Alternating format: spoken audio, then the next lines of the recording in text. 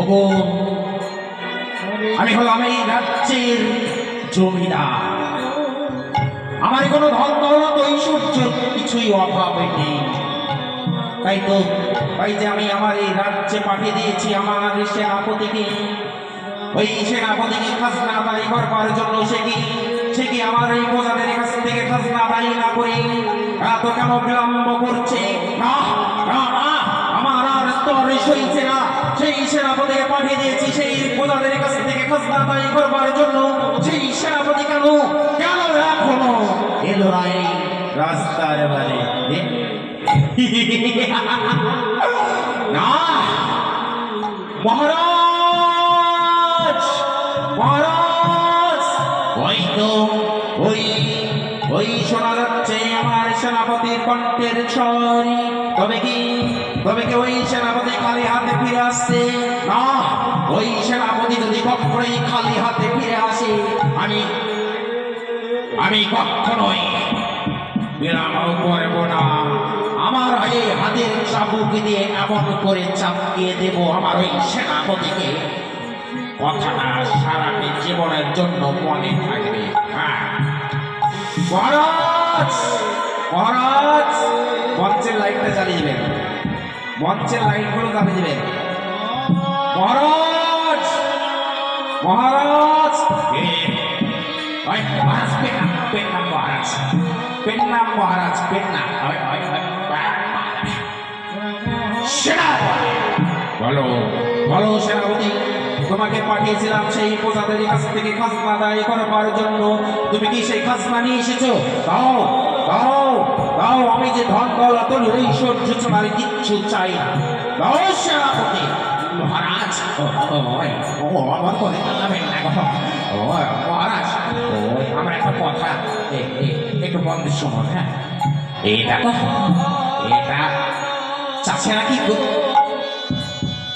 চাষিরা কি করে আপনার খাজনা দিলে? দেখুন, চাষিটা ঠিক মতো আবাদি পানি হয়নি, তার জন্য তো ওই খাজনা দেয়নি। তাই আমি খালি হাতে ফিরে এসেছি আপনার দরবারে।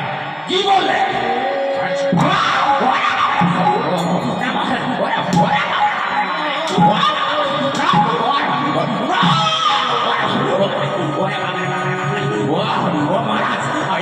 এবার মতো ছেড়ে দেন, আমি খাজনা নিয়ে আসবো। ছেড়ে দিন। কি বললে? আমার মনে কোনো মায়া দয়া বলে কোনো বস্তু নেই। তাই আমি চাই শুধু ধন দৌলত আর ঐশ্বর্য। তুমি বলো বলো, তুমি প্রজাদের মুখে কেন ফিরে এসেছো? তুমি আমার রাস্তার বাড়ি সহ্য করে চাবুকের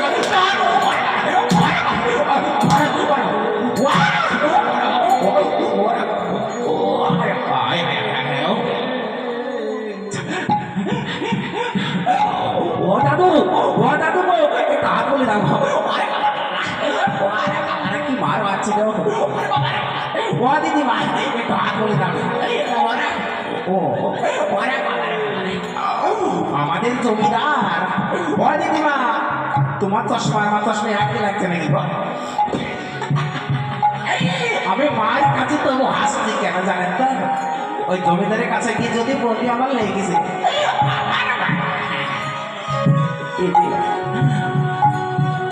ও দিদিমা,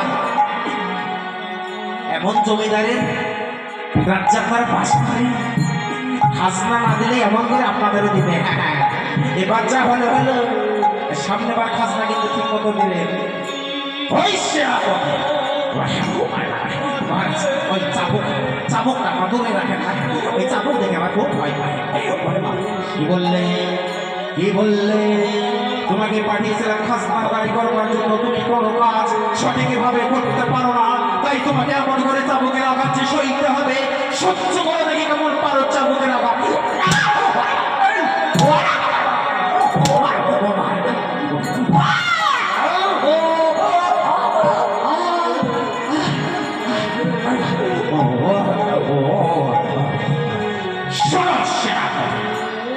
যাও, আমি বড় ক্লান্ত হয়ে গেছি।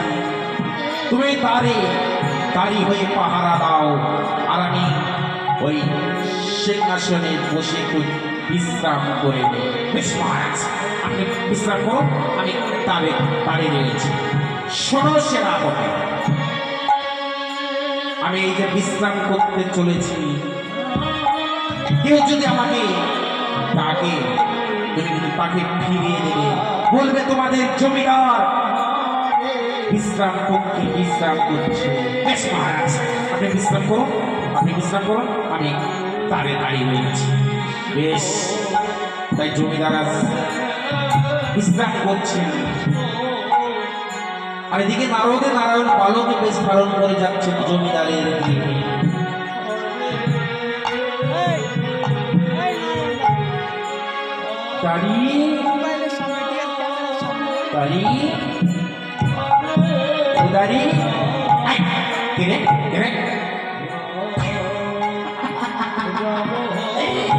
বালকে তো কি করতে আসছে?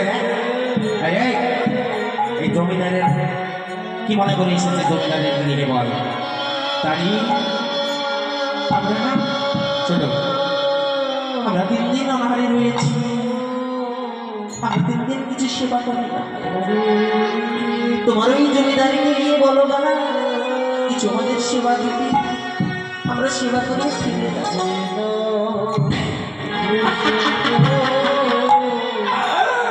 আমাদের ওই জমিদারের কাছে বালক দুটো সেবা করতে দেখছেন। এ বালকে, যদি মার খাওয়ার ইচ্ছা না থাকে, এই খালা দুপুর বেলায় এই সেবা করবো করো না, যাও বেড়ে যাবো আমার জমিদারের দ্বারে থেকে।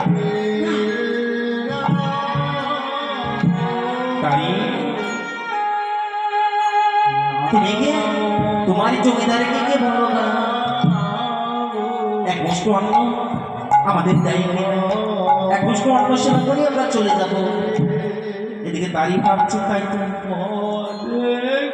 পালকে দুটো দেখে বলছে 3 দিন সেবা করে নিয়েছি, যদি আমাদের জমিদার একটু মায়া হয়, চাই অনেকবার আমার জমিদারকে ডেকে ডেকে বলি, জমিদার বাবু, জমিদার বাবু, জমিদার বাবু। কি বললে?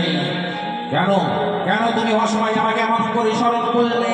তোমাকে বলেছেন আমি বিশ্রাম করছি, তবু তুমি কেন আমাকে এমন করতে গিয়ে দিলে?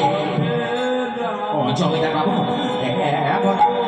এমন সময় ডাকতে বাধ্য হয়েছি, কেন জানো? আপনার দাঁড়িয়ে রয়েছে 2টি বালক, সে বলেছে 3 দিন কিছু সেবা করে নাই, আপনার গৃহে 2টো অন্ন সেবা করবার জন্য দাঁড়িয়ে রয়েছে।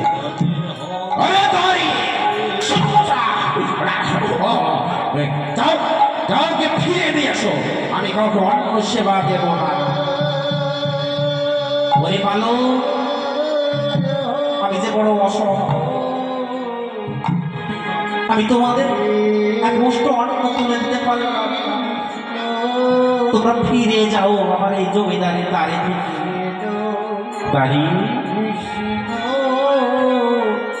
তুমি কাঁদছো কেন দাঁড়ি? তুমি আমার করে কাঁদছো কেন দাঁড়ি? তোমার জমিদার আমাদেরকে ফিরে দিচ্ছে, তুমি তোমারই নয়নে জল। আজ দাঁড়িয়ে বলছে ওরে, তোমরা তো অনেক ছোট্ট ভালো, তোমাদের এমন করে আমার জমিদারের ভাগ্য মতো ঈশ্বর্য কিছু অভাবে নেই, তবু যে তোমাদেরকে দূর দূর করে তাড়িয়ে দিচ্ছে, আমি কেমন করে, আমি একটি পিতার বাবা হয়ে আমি সন্তানের কি তাড়িয়ে দিব বলো?